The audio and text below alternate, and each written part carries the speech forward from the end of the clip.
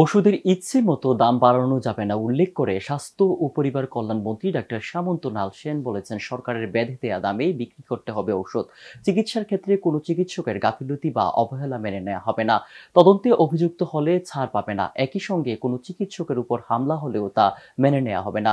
রোববার দুপুরে সচিবালয়ে গণমাধ্যম কেন্দ্রে বাংলাদেশ সেক্রেটারিয়েট রিপোর্টার্স ফোরাম আয়োজিত বিএসআরএফ সংলাপে সাংবাদিকদের প্রশ্নের জবাবে তিনি এসব কথা বলেন। সংলাপে স্বাস্থ্য প্রতিমন্ত্রী ডাক্তার রোকেয়া সুলতানা উপস্থিত ছিলেন। এতে সভাপতিত্ব করেন বিএসআরএফ এর সভাপতি ফসিউদ্দিন মাহতাব, সঞ্চালনা করেন সাধারণ সম্পাদক মাসুদুল হক। ডক্টর সামন্তলাল সেন বলেন, তিনি মন্ত্রী হবেন এটা তিনি স্বপ্নেও ভাবেননি। প্রধানমন্ত্রী তাকে যে কারণে মন্ত্রী বানিয়েছেন, স্বাস্থ্য মন্ত্রণালয়ের দায়িত্ব দিয়েছেন, সেটি তিনি নিষ্ঠার সাথে পালন করতে চান। কোনো অনিয়মে গা ভাসাতে চান না। তিনি চান চিকিৎসা ব্যবস্থাকে জনগণের দুর্ঘরায় পৌঁছে দিতে। ওষুধের দাম ইচ্ছেমতো বাড়ানোর বিষয়ে তিনি বলেন, ওষুধ প্রশাসন নিয়ে তিনি কাজ শুরু করেছেন। কতটুকু এগোতে পেরেছেন তা একটু পরেই জানাবে। তবে ওষুধের দামের বিষয়ে তিনি স্পষ্ট করে বলতে চান, সরকারের বেঁধে দেওয়া দামেই বাজারে ওষুধ বিক্রি করতে হবে।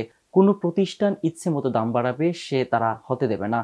অপর এক প্রশ্নের জবাবে ডাক্তার সামন্তলাল সেন বলেন, ঢাকা মেডিকেলের চিত্র সম্পর্কে তার কিছু বলার নেই। সেখানে পরিবেশ এবং চিকিৎসা ব্যবস্থার উন্নয়নে কাজ করছেন তিনি।